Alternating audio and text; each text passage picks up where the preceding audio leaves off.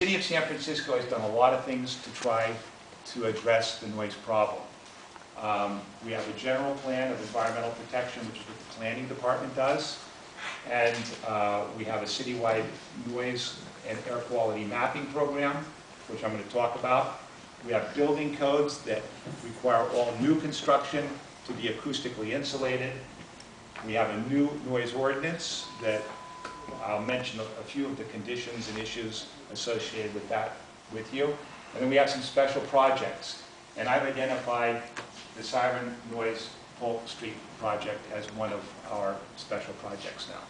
So we're going to really try to help the fire department and help you understand what your exposure is.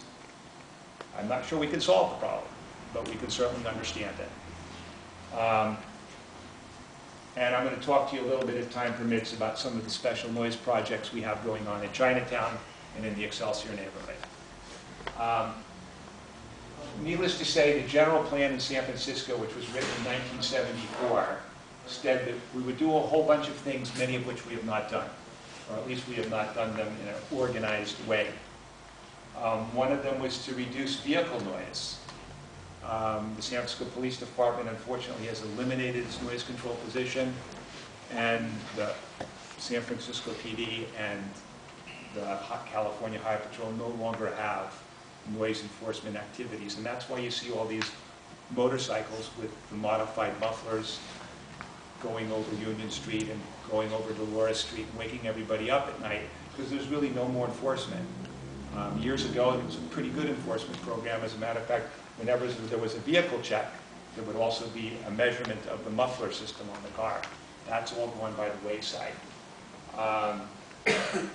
We've gone to many more one-way streets, which really don't help with traffic noise. They allow cars to accelerate and to move faster, but that doesn't help the community through which those cars are moving. One of the things we said we were going to do is to regulate siren noise associated with fire and police response. So we said we were going to do that in 1974, and in 2008 we're still on it. We said that we were going to try to locate high noise activities away from residential uses, and of course what you see is we've got more and more housing being built right next to the freeway. So that's really not sort of consistent with what we had planned to do. But that's the nature of big city life, and so these are problems and challenges we have to deal with. Any quick question? I noticed that you don't have any specific comments about the noise from Uni and the light rails. I could talk about that. I'd be happy to talk about that again. The general plan policies that didn't include there is a section in the general plan which I did not include up here that specifically says that we would maintain and expand the electric light rail. Okay, because the electric light rail is probably the quietest form of muni transportation, except if you're living on Union Street, where the buses now, they kneel, they go up and down, and that kneeling noise has an hydraulic, an airlift with it, and it has a talking system that tells people what the street is and how to get off, and provides informational services.